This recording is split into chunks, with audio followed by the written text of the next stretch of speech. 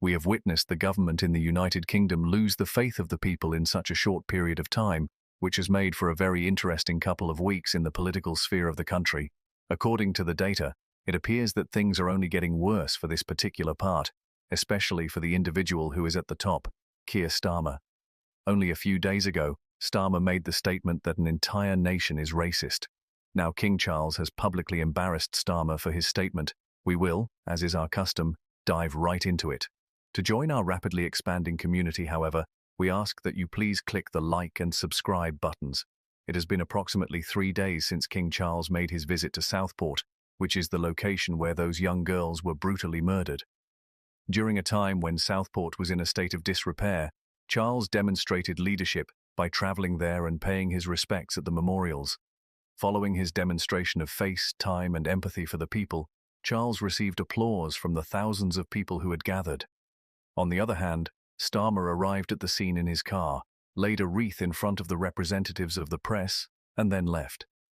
In response to the situation, Starmer did not demonstrate any feelings or empathy, and we frequently find ourselves wondering why there is such a significant gap between the people and these socialist politicians. Starmer did not communicate with anyone, whereas Charles communicated with everyone, including members of the victims' families and members of the public who had gathered. Starmer's mess was cleaned up by him, and he did an excellent job of it. It was exactly what the people needed after going through such a terrible situation, and they reported feeling uplifted as a result. Actually, Keir Starmer is a national embarrassment, and the only thing that matters to him is the regime that he is supporting. You should watch this video of Charles.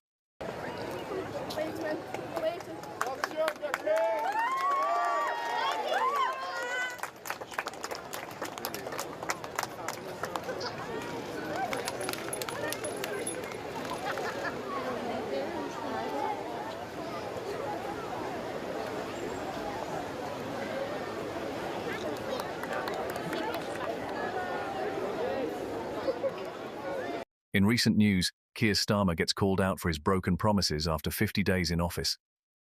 Another day, another broken promise from Sir Keir Starmer. The promise? Under Labour, your energy bills won't go up. 2 years ago, he said this. We'll keep those prices down. We will not allow these rises to happen. He even promised Labour has a fully costed plan to freeze your bills. That's why the Labour Party has a fully costed plan to freeze energy bills this winter. And we'll pay for that with a windfall tax on those unexpected profits. I understand, I completely understand, why so many people are frustrated at the government that's not doing anything about their energy bills. Labour even tweeted this. Labour would act now to stop energy bills rising, saving you £1,000 this winter.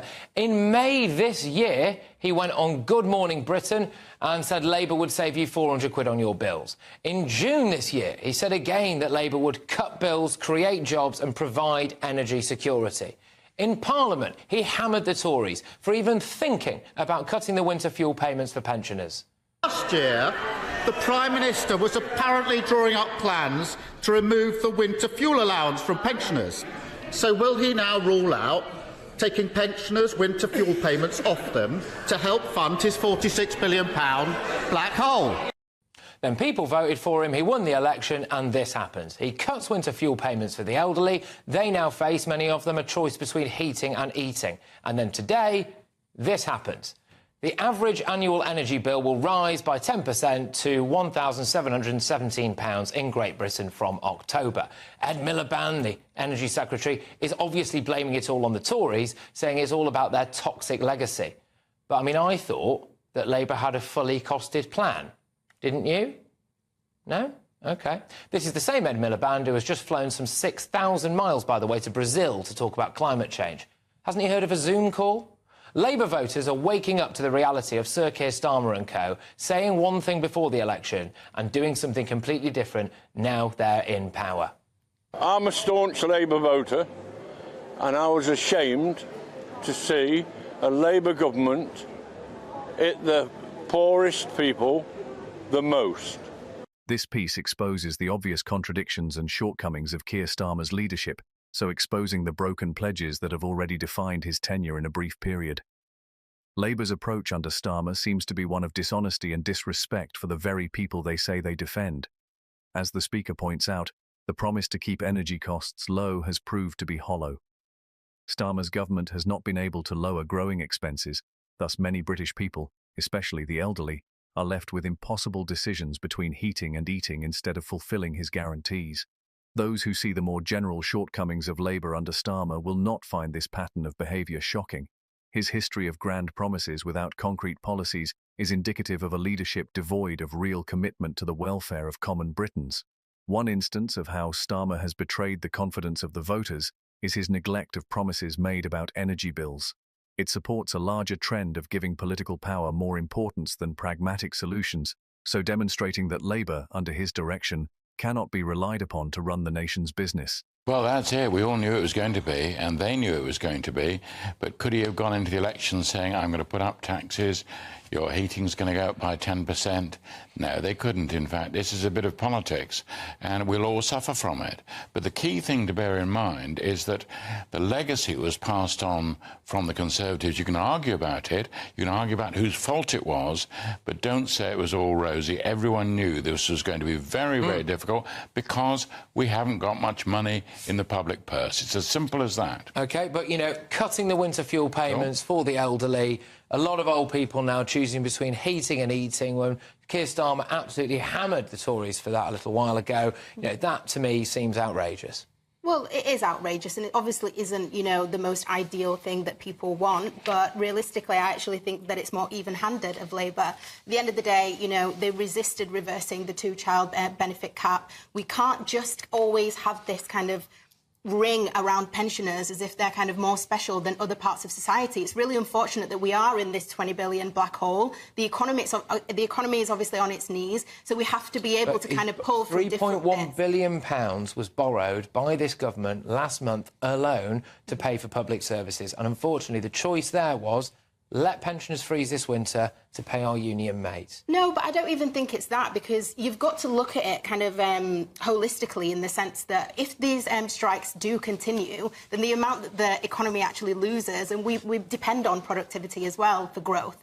So we need these strikers to get back to work. So when you actually tally it up, it's better for them to settle with the train. And these were independent pay review bodies, so it's very easy to say, oh, they gave the money. But no, the money had to be paid because the public sector workers knew they had a very strong case. But I don't want to get bogged down in the strikes thing, so I'm going to talk about that later. But seriously, though, they could have attached some conditions to that money, and they chose not to. Yes, they could have done in some cases. People's bills are going to go up by about 10% now, and, you know, a lot of people could have seen that coming. But Keir Starmer, and I could have chosen more examples in that monologue there, has repeatedly, time and time again, said, under Labour, this won't happen. Well, here we are. Well, your bills would go down, famously, right? Your bills, your energy bills will go down. That's what he said. And this is also a problem because Ed Miliband is selling this GB energy thing to the public over the last election campaign, which he... Well, you would say that, Joan, wouldn't you? And he said that's going to be our saviour. You're going to have cheap bills. Your bills will go down by 100 and something quid. Well, obviously, we know in the short term, and we all said that the net zero madness that this government is going to impose on us is going to push bills up. Not only that, they also stopped drilling new oil. They've got rid of all of that policy, so cheap fuel is no longer available. And so rather than this being a sensible transition, if we're going to do it, let's be sensible about it, we're now going to punish the most impoverished in our society in order to have this grand plan for GB energy, which is obviously now punishing pensioners first. So, yeah, let your nan free. Great points by Alex Armstrong there. What are your thoughts on the current state of the UK government? Let me know in the comments section below. Please also join our community by liking the video and subscribing to the channel for future content.